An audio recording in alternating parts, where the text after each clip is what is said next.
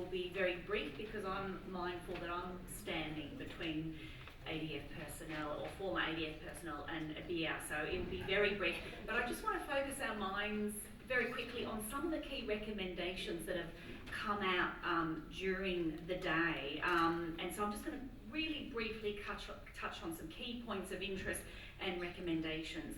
Now, you'll recall we started with Peter Jennings on panel 1, and he talked about a relationship that was regularly disrupted by serious differences, about a cycle of boom and bust.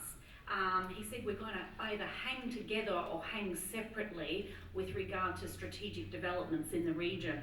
But one thing that I found interesting that Peter mentioned was the prospect of a Chinese naval base in the Pacific.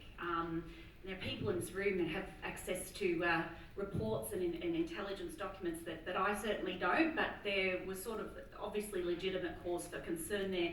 And one of Peter's recommendations was that Australia and Indonesia should look, particularly with regard to Timor-Leste and Melanesia, at deepening our strategic dialogue on the Pacific neighbourhood, so preempting possibly adverse developments before they actually take place in the region. I'm going to jump to Ibu Shafia Muhiba from CSIS Jakarta. Ibu Fifi, a great contribution today. She talked about Bebas Active, and we didn't have a lot of time, but the quadrilaterals, Indonesia's aversion to the quadrilaterals. She also mentioned that maintaining good relations with Australia, it's necessary and well understood, at least at the political elite level in Jakarta. The media can exaggerate the differences. Differences are normal, and we mentioned about Malaysia and Singapore as well having equally brittle relations with Indonesia at times. Ibu Fifi talked about terrorism and transnational crime, issues of common concern. They're easy, they're low-hanging fruit, the kind of collaboration on those issues. And she was hopeful of Australia's support on the ASEAN outlook on the Indo-Pacific. And I think that's a recommendation. I think Canberra's looking at this now. How can Australia support Indonesia's vision and leadership in shaping the emerging Indo-Pacific regional order? I thought Peter Lay had a very salient point on geography and its compression in time and space with technology, including cyber security issues and cyber affairs. A really important point. Go to the panel moderated by Matt Flint, a terrific contribution by Tim Lindsay, who talked about tensions over the place of Islam, the contested place of Islam in the Indonesian state, and about Indonesia being polarised by this election process. Tim talked about the vilification of Jokowi and the social media as a really critical variable in shaping the Indonesian polity and indeed our own.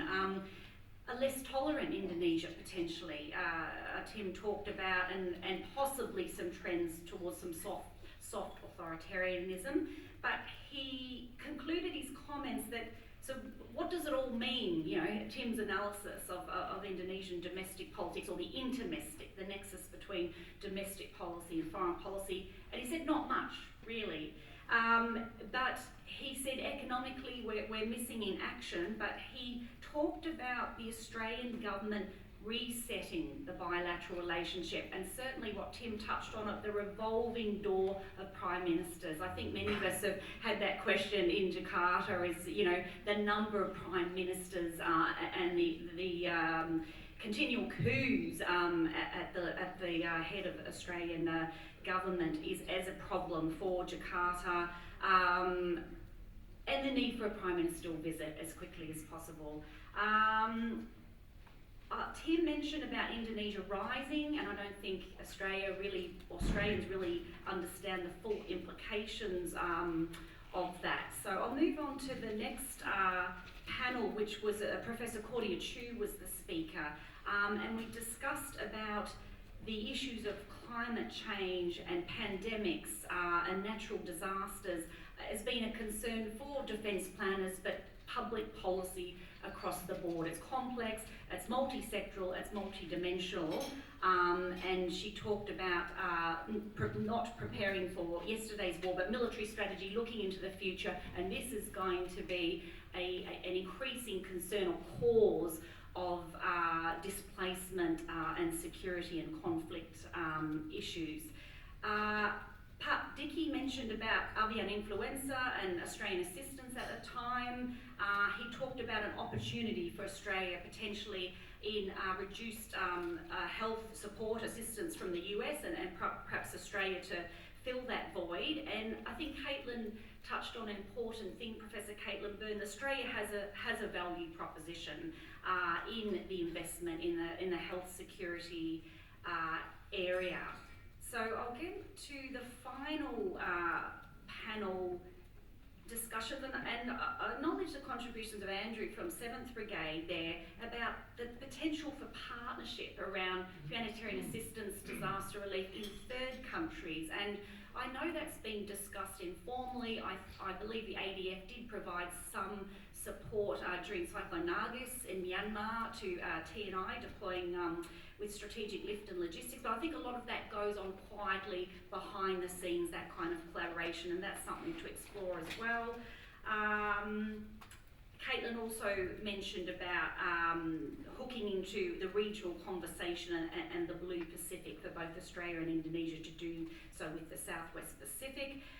The mention, Peter, about core values I thought was interesting because we don't often think that Australians and Indonesians have core values, but certainly in terms of their foreign policy, in terms of a free and open multilateral trading system, democracy, and certainly international law and the rules-based order, we have very, very common position with respect to shaping our region. Peter Lay discussed about the need for resilience in the relationship and policy makers who deeply understand the relationship and can speak the language. So just in concluding comments, can a strategic partnership exist in undeclared form? I think possibly, yes it can. It might not be an all-encompassing partnership, but I believe there are the strong foundations at present for a strategic partnership between Australia and Indonesia. And indeed, we do have comprehensive agreements on a strategic partnership and the Lombok Dialogue, of course. ICAHUN model, a great model. Track 2, 2.5, Track 3, a great model that can be emulated. Peter said, recommended a Jakarta Centre for Maritime Cooperation.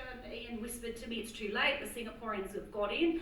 But I think there's still room for Australian collaboration in a centre like that. So in final comments, looking at what works well, and of course the terrific panel, Justin, that you chaired on policy recommendations if you're a foreign minister, and about increased mobility from Tin Lindsay. I mean, this has been a perennial issue with Indonesians. They want greater access to Indonesia, they want relaxed visa restrictions, and they want some labour mobility and opportunities here. And I'm going to end on Ibu Fifi. Is Ibu Fifi still in the...